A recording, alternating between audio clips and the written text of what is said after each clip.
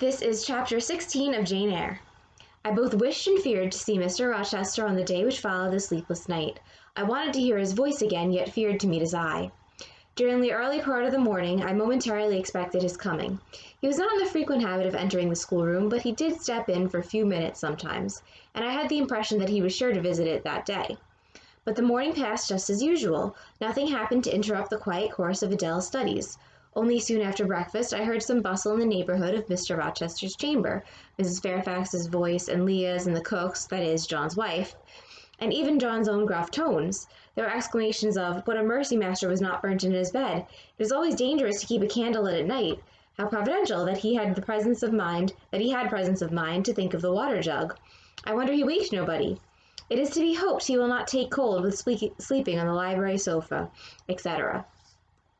Too much confabulation succeeded a sound of scrubbing and setting to rights, and when I passed the room and going downstairs to dinner, I saw through the open door that all was again restored to complete order, only the bed was stripped of its hangings. Leah stood up in the window seat, rubbing the panes of glass dimmed with smoke. I was about to address her, for I wished to know what account had been given of the affair, but on advancing I saw a second person in the chamber, a woman sitting on a chair by the bedside and sewing rings to new curtains. That woman was no other than Grace Poole. There she sat, staid and taciturn looking as usual, in her brown stuff gown, her check apron, white handkerchief and cap. She was intent on her work, in which her whole thought seemed absorbed. On her hard forehead and in her commonplace features was nothing either of the paleness or desperation one would have expected to see marking the countenance of a woman who had attempted murder, and whose intended victim had followed her last night to her lair, and, as I believed, charged her with the crime she wished to perpetrate. I was amazed, confounded. She looked up while I still gazed at her. No start, no increase or failure of color betrayed emotion, consciousness of guilt, or fear of detection. She said, "Good morning, miss," in her usual phlegmatic and brief manner, and taking up another ring and more tape, went on with her sewing. So Jane is kind of wondering if she wants to see Mr. Rochester, she's looking forward to it, but she's nervous about it because of that whole, bed going on fire, saving his life thing the previous evening.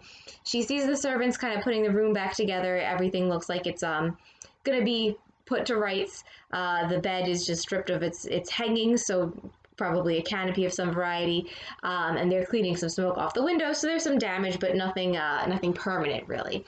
And she wants to ask the servants what account had been given, so what Mr. Rochester said about what had happened, but she sees Grace Poole there, and Grace is acting like nothing is wrong. She doesn't seem guilty or concerned or upset, just very calm, boring, and doesn't really seem bothered at all by what's happened. I will put her to some test, thought I. Such absolute impenetrability is past comprehension. "Good morning, Grace," I said. "Has anything happened here? I thought I heard the servants all talking together a while ago." "Only master had been reading in his bed last night. He fell asleep with his candle lit and the curtains got on fire, but fortunately he awoke before the bed clothes or the woodwork caught, and contrived to quench the flames with the water in the ewer." "A strange affair," I said in a low voice. Then, looking at her fixedly, "Did Mr. Rochester wake nobody? Did no one hear him move?" She again raised her eyes to me, and this time there was something of consciousness in their expression. She seemed to examine me warily. Then she answered, "The servants sleep so far off, miss, they would not be likely to hear. Mrs. Fairfax's room and yours are the nearest to master's, but Mrs. Fairfax said she heard nothing. When people get elderly, they often sleep heavy." She paused, and then added with sort of assumed indifference, but still in a marked and significant tone, "But you are young, miss, and I should say a light sleeper. Perhaps you may have heard a noise?" "I did," said I, dropping my voice, so that Leah, who was still polishing the panes, could not hear me. "And at first I thought it was Pilot, but Pilot cannot laugh, and I am certain I heard a laugh, and a strange one." She took a new needleful of thread, waxed it carefully, threaded her needle with a steady hand, and then observed with perfect composure, "It is hardly likely master would laugh. I should think, miss, when he was in such danger, you must have been dreaming." "I was not dreaming," I said with some warmth, for her brazen coolness provoked me. Again she looked at me, and with the same scrutinizing and conscious eye. "Have you told master that you heard a laugh?" she inquired. "I have not had the opportunity of speaking to him this morning." "You did not think of opening your door and looking out into the gallery?" she further asked. She appeared to be cross-questioning me, attempting to draw from me information unawares. The idea struck me that if she discovered I knew or suspected her guilt, she would be playing off some of her malignant pranks on me. I thought it advisable to be on my guard. So Jane's trying to figure out what's going on with Grace, if she feels any sort of guilt or remorse or maybe possible motive for why she would have done this. And then Grace starts kind of cross-questioning her and asking Jane, you're a light sleeper. Didn't you hear anything go down the hall? Why didn't you look out? All of these things. So a bit of a weird circumstance. And Jane's a little bit concerned that if Grace knows that she's onto her, that Grace will act out against Jane. On the contrary, said I bolted my door. Then you are not in the habit of bolting your door every night before you get into bed? Fiend, she wants to know my habits, that she may lay her plans accordingly. Indignation again prevailed over prudence. I replied sharply, Hitherto I have often omitted to fasten the bolt. I did not think it necessary. I was not aware any danger or annoyance was to be dreaded at Thornfield Hall, but in future, and I laid marked stress on the words, I shall take good care to make all secure before I venture to lie down. Just so you know, that first part of what Jane, the first part of Jane's dialogue is not really dialogue, it's Jane's thoughts. So even though it may be in quotation marks, depending on what edition of the novel you're reading, it is something that Jane's thinking. So it's not like Jane says to Grace, you fiend, but she thinks fiend, she's trying to find out my habits. And then when she says, I replied sharply, that little dialogue tag, that's Jane actually talking out loud to Grace. So she says, no, I haven't locked my doors before, but now I will. It will be wise to do so, was her answer. This neighborhood is as quiet as any I know, and I never heard of the hall being attempted by robbers, since it was a house, though there are hundreds of pounds worth of plate in the plate closet, as is well known. And you see, for such a large house, there are very few servants, because master has never lived here much. And when he does come, being a bachelor, he needs little waiting on. But I think it best to err on the safe side. A door is soon fastened, and it is as well to have a drawn bolt between one and any mischief that may be about. A deal of people, miss, are for trusting all to Providence, but I say Providence will not dispense with the means, though he often blesses them when they are used discreetly. And here she closed her harangue, a long one for her, and uttered with the demureness of a Quakeress. So Jane is thinking that Grace is acting a little bit too calm and collected throughout all of these circumstances, and Grace almost kind of gives Jane a little bit of a lecture about, how you should lock your door at night and, be careful and don't let yourself be put in any situation that may even slightly lead to danger. I still stood absolutely dumbfounded at what appeared to me her miraculous self-possession and most inscrutable hypocrisy when the cook entered. Mrs. Poole, said she, addressing Grace, the servants' dinner will soon be ready. Will you come down? No, just put my pint of porter and a bit of pudding on a tray, and I'll carry it upstairs. You'll have some meat? Just a morsel and a taste of cheese, that's all. And the sago? Never mind at present. I shall be coming down before tea time. I'll make it myself. The cook here turned to me, saying that Mrs. Fairfax was waiting for me, so I departed. I hardly heard Mrs. Fairfax's account of the curtain conflagration during dinner, so much was I occupied in puzzling my brains over the enigmatical character of Grace Poole, and still more in pondering the problem of her position at Thornfield, and questioning why she had not been given into custody that morning, or at the very least dismissed from her master's service. He had almost as much as declared his conviction of her criminality last night. What mysterious cause withheld him from accusing her? Why had he enjoined me, too, to secrecy? It was strange. A bold, vindictive, and haughty gentleman seemed somehow in the power of one of the meanest of his dependents, so much in her power that, even when she lifted her hands against his life, he dared not openly charge her with the attempt, much less punish her for it. So Jane thinks that this is all very suspicious. Why wouldn't Mr. Rochester either turn Grace into the authorities or at least fire her in the morning? She doesn't know what's going on and why he would not do something to protect himself from her. Had Grace been young and handsome, I should have been tempted to think that tenderer feelings than prudence or fear influenced Mr. Rochester in her behalf. But, hard-favored and matronly as she was, the idea could not be admitted. Yet, I reflected, she has been young once. Her youth would be contemporary with her master's. Mrs. Fairfax told me once she had lived here many years.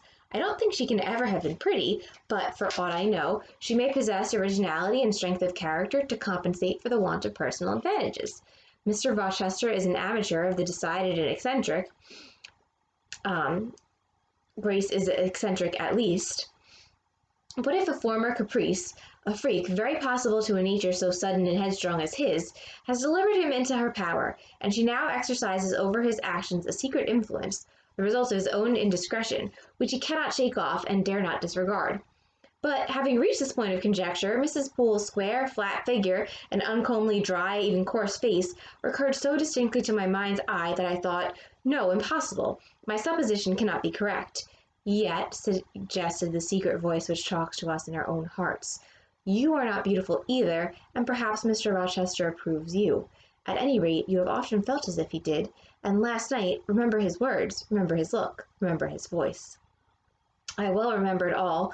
Language, glance, and tone seemed at that moment vividly renewed. I was now in the schoolroom. Adele was drawing. I bent over her and directed her pencil. She looked up with a sort of start. So Grace is trying to puzzle out this whole thing, and she's thinking, well, what if Grace has some sort of influence over Mr. Rochester? So she thinks, what if Grace and Mr. Rochester had maybe a romantic affair? And then she thinks, no, Grace isn't really pretty enough. But then she thinks, well, I'm not pretty, and Mr. Rochester talks to me and seems like he approves of me at some time. So Jane's still trying to puzzle together this whole thing with Mr. Rochester and Grace Poole. Why wouldn't he just fire her? Did Mr. Rochester commit some sort of indiscretion? And is there some sort of past history? Again, maybe a romantic history. We don't really know what is going on there. That this woman apparently tried to kill him in the middle of the night, and he's just letting her stay in his house and continue working in her usual capacity. So very mysterious. Okay, so then Jane's in the schoolroom. She's thinking about Mr. Rochester, and kind of one thing leads to another, and then she's looking over Adele's work. And then Adele says, "What's the matter? Your hands tremble like a leaf, and your cheeks are red as cherries." I am hot, Adele, with stooping. She went on sketching. I went on thinking. I hastened to drive from my mind the hateful notion that I had been conceiving respecting Grace Poole. It disgusted me. I compared myself with her, and found we were different. Bessie Leavitt had said I was quite a lady, and she spoke truth. I was a lady.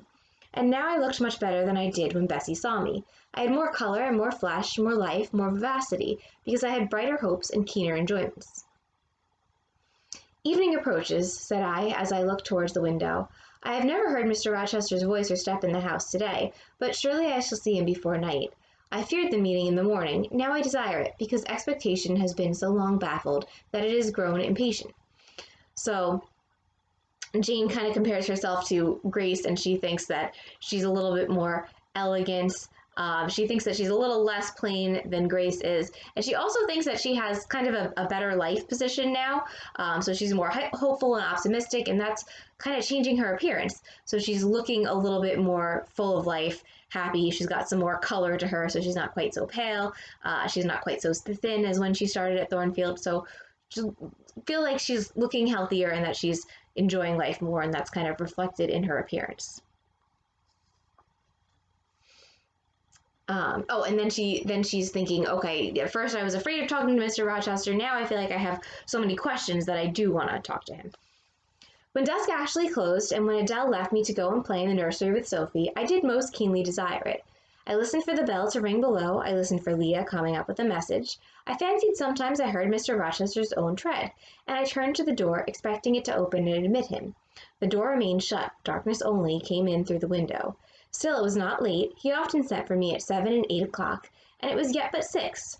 Surely I should not be wholly disappointed to-night when I had many things to say to him. I wanted again to introduce the subject of Grace Poole, and to hear what he would answer.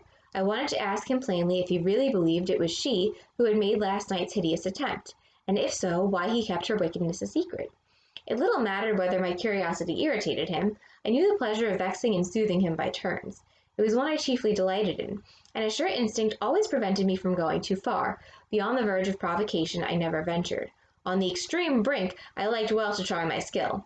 Retaining every minute form of respect, every propriety of my station, I could still meet him in argument without fear or uneasy restraint. This suited both him and me.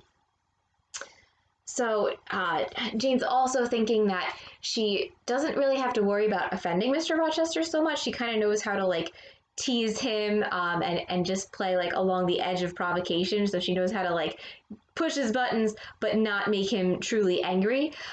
So she feels confident that she can bring up Grace Poole and learn something from him without offending him or hurting him. So she seems to know him pretty well if she's on that level of teasing him. And he doesn't mind that she speaks that way with him. A tread creaked on the stairs at last. Leah made her appearance, but it was only to intimate that tea was ready in Mrs. Fairfax's room. Thither I repaired, glad at least to go downstairs, for that brought me, I imagined, nearer to Mr. Rochester's presence. You must want your tea, said the good lady, as I joined her. You ate so little at dinner, I'm afraid, she continued. You are not well today. You look flushed and feverish. Oh, quite well. I never felt better. Then you must prove it by evincing a good appetite. You will fill the teapot while I knit off this needle. Oh, will you fill the teapot while I knit off this needle? Having completed her task, she rose to draw down the blind, which she had hitherto kept up, by way, I suppose, of making the most of daylight, though dusk was now fast deepening into total obscurity. It is fair tonight, said she, as she looked through the panes, though not starlight. Mr. Rochester has, on the whole, had a favorable day for his journey. Journey? Is Mr. Rochester gone anywhere? I did not know he was out. Oh, he set off the moment he had breakfasted. He has gone to the Lees, Mr. Eshton's place, 10 miles on this other side of Millcote. I believe there is quite a party assembled there. Lord Ingram, Sir George Lynn, Colonel Dent, and others. Do you expect him back tonight? No, nor tomorrow either. I should think he is very likely to stay a week or more. When these fine, fashionable people get together, they are so surrounded by elegance and gaiety, so well provided with all that can please and entertain, they are in no hurry to separate. Gentlemen especially are often in request on such occasions, and Mr. Rochester is so talented and so lively in society that I believe he is a general favourite. The ladies are very fond of him, though you would not think his appearance calculated to recommend him particularly in their eyes, but I suppose his acquirements and abilities, perhaps his wealth and good blood, make amends for any little fault of look. So Mrs. Fairfax says, oh, this is good weather for Mr. Rochester's journey. And Jane goes, what journey? Where did he go? So apparently he went to this, another noble person's, a fine person's house. And there's a big party there and a bunch of people are assembled. And even though he's not handsome, he's very well liked among this group of people because he's interesting and has many talents, etc., etc. Are there ladies at the Lees? There are Mrs. Eshton and her 3 daughters, very elegant young ladies indeed, and there are the Honourable Blanche and Mary Ingram, most beautiful woman, I suppose. Indeed, I have seen Blanche 6 or 7 years since, when she was a girl of 18. She came here to a Christmas ball and party Mr. Rochester gave. You should have seen the dining room that day, how richly it was decorated, how brilliantly lit up. I should think there were 50 ladies and gentlemen present, all of the first country families, and Miss Ingram was considered the belle of the evening. You saw her, you say, Mrs. Fairfax? What was she like? Yes, I saw her. The dining room doors were thrown open, and as it was Christmas time, the servants were allowed to assemble in the hall to hear some of the ladies sing and play. Mr. Rochester would have me to come in, and I sat down in a quiet corner and watched them. I never saw a more splendid scene. The ladies were magnificently dressed. Most of them, at least most of the younger ones, looked handsome, but Miss Ingram was certainly the queen. And what was she like? Tall, fine bust, sloping shoulders, long, graceful neck, olive complexion, dark and clear, noble features, eyes rather like Mr. Rochester's, large and black, and as brilliant as her jewels. And then she had such a fine head of hair, raven black and so becomingly arranged, a crown of thick plaits behind, and in front the longest, the glossiest curls I ever saw. She was dressed in pure white. An amber-colored scarf was passed over her shoulder and across her breast, tied at the side, and descending in long fringed ends below her knee. She wore an amber-colored flower, too, in her hair. It contrasted well with the jetty mass of her curls. She was greatly admired, of course? Yes, indeed, and not only for her beauty, but for her accomplishments. She was one of the ladies who sang. A gentleman accompanied her on the piano. She and Mr. Rochester sang a duet. Mr. Rochester? I was not aware he could sing. Oh, he has a fine bass voice and an excellent taste for music. And Miss Ingram, what sort of voice had she?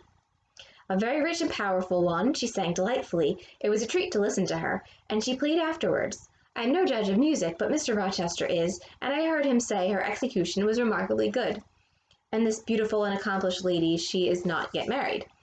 It appears not. I fancy neither she nor her sister have very large fortunes. Old Lord Ingram's estates were chiefly entailed, and the eldest son came in for everything almost. So Jane's asking all of these questions about if there were any ladies at this place where Mr. Rochester went to a party, a gathering, and Mrs. Fairfax says yes, and mentions this one lady in particular, Blanche Ingram, who's very beautiful, and apparently at a Christmas party a couple of years ago, Blanche and Mr. Rochester sang a duet. So this is not looking too good for Jane. We also find out that Lord Ingram, so Blanche's father, his estates were entailed. This is a British property law, so to keep the property together, you wouldn't break it up. You'd keep everything together, but you'd make it go to the oldest son in a family. So it seems like the Ingram daughters, because they're women and the estate is entailed, won't inherit a great deal of property or money. But I wonder no wealthy nobleman or gentleman has taken a fancy to her. Mr. Rochester, for instance. He is rich, is he not? Oh yes, but you see there is a considerable difference in age. Mr. Rochester is nearly 40. She is but 25. So now Jane's pretty transparent at this point. So she asks all these questions about what Blanche is like, and there may be a little bit of jealousy stirring here. So then she kind of comes directly to her point, and we can see it as readers, but Mrs. Fairfax may not realize it. Jane asks, she's not married, and then asks, is Mr. Rochester interested in her? And Mrs. Fairfax is like, oh my God, no, there's such a big age difference between them. She's 25 and he's almost 40. What of that? More unequal matches are made every day. True, yet I should scarcely fancy Mr. Rochester would entertain an idea of the sort. But you eat nothing. You have scarcely tasted since you began tea. No, I am too thirsty to eat. Will you let me have another cup? I was about again to revert to the probability of a union between Mr. Rochester and the beautiful Blanche, but Adele came in and the conversation was turned into another channel. So we know that there's a big age difference between Jane and Mr. Rochester. So I think he's around 38, and then Jane is 18. So that may explain in part why Jane says that there's more unequal matches made every day. So there's marriages with very large age differences. And that was true in the 1800s, that was very common to have a big age gap between spouses. When once more alone, I reviewed the information I had got, looked into my heart, examined its thoughts and feelings, and endeavored to bring back with a strict hand such as had been straying through my imagination's boundless and trackless waste into the safe fold of common sense. Arraigned at my own bar, memory having given her evidence of the hopes, wishes, sentiments I had been cherishing since last night, of the general state of mind in which I had indulged for nearly a fortnight past, reason having come forward and told, in her own quiet way, a plain, unvarnished tale, showing how I had rejected the real and rabidly devoured the ideal, I pronounced judgment to this effect, that a greater fool than Jane Eyre had never breathed the breath of life, that a more fantastic idiot had never surfeited herself on sweet lies and swallowed poison as if it were nectar. You, I said, a favourite with Mr. Rochester, you gifted with the power of pleasing him, you of importance to him in any way, go, your folly sickens me. And you have derived pleasure from occasional tokens of preference, equivocal tokens shown by a gentleman of a family and a man of the world to a dependent and a novice. How dared you, poor stupid dupe? Could not even self-interest make you wiser? You repeated to yourself this morning the brief scene of last night. Cover your face and be ashamed. He said something in praise of your eyes, did he? Blind puppy. Open their bleared lids and look on your own accursed senselessness.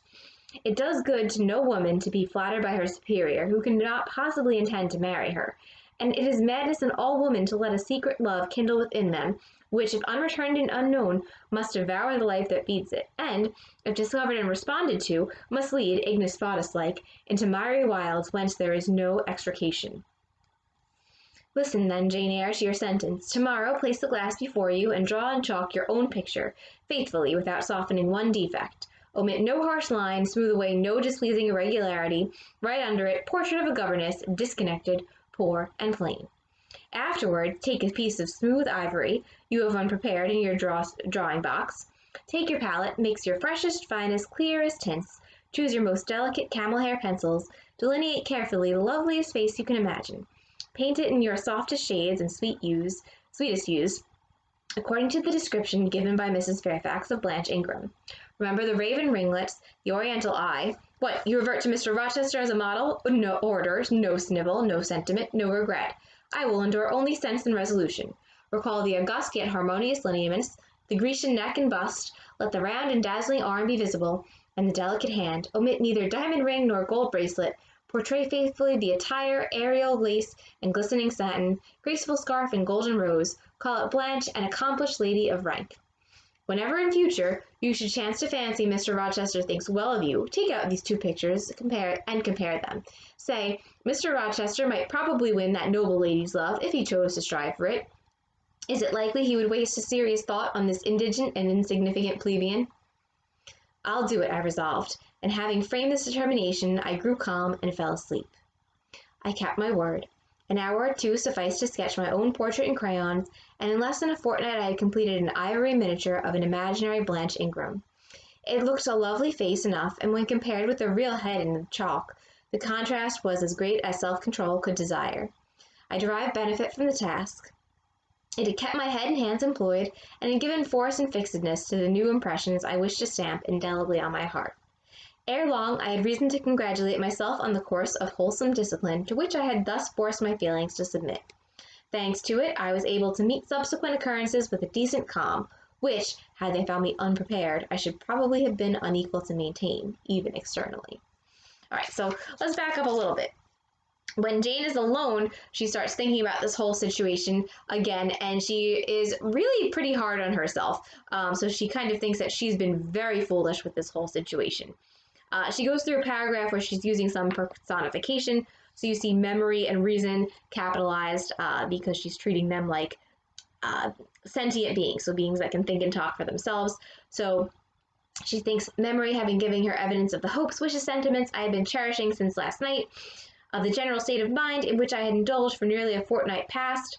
So memory is like, oh, everything is great. I'm thinking about how wonderful last night was after I saved Mr. Rochester's life. That seemed really great, and I had all these happy, good feelings for about 2 weeks now. So Jane is really starting to like Mr. Rochester. And then reason having come forward and told in her own quiet way a plain unvarnished tale, showing how I had rejected the real and rapidly devoured the ideal. So then reason comes up to memory and says, no, you're being really silly. This is how it really is. This is just the plain truth of what happened with no happy emotions or, suggestion of love. So then Jane thinks that she's been an idiot. She says, how could you ever think that you were important to Mr. Rochester? She has a really cool metaphor at the end of this little self-recrimination. So she says, and if discovered and responded to, must lead Ignis Fatuus-like into miry wilds whence there is no extrication. So an Ignis Fatuus is, they believed it was like a fairy light. So there are these blue lights created sometimes on English moors and in other locations, but they would be some sort of natural product of gas or a weird reflection of light. But you'd see them in the distance and people would follow them and get way off their path, when they're traveling or if they're looking for something, searching for something, they would just kind of follow it blindly and then it leads you to nowhere. If you've seen Disney's Brave, there are Ignis Fatuus-like lights there. So that's what's going on. So she feels like she's been really silly, just been kind of following this blind hope around. Then she decides to make 2 pictures. So she's going to draw one picture of herself and think about how ugly and how plain she is, and then one picture of the beautiful Blanche Ingram, who is also rich and who probably Mr. Rochester likes way more than Jane. So she goes through this whole thing, and it kind of calms her. In an odd way, it keeps her occupied. So much like we sometimes turn to artistic avenues to get out intense emotions, Jane turns to her drawing and painting. So she does this. She compares herself to Blanche and thinks how ugly she is and how pretty Blanche is. And Jane says that this helps her meet more calmly circumstances that will come up. So we get some foreshadowing at the end of this chapter that there's going to be some dramatic or turbulent times for Jane, and she says that this little exercise was able to keep her kind of in check. So Jane's really starting to fall in love with Mr. Rochester, but she's trying to reel in her own emotions here and stop herself from doing anything foolish. So that is chapter 16, and we'll see what happens next.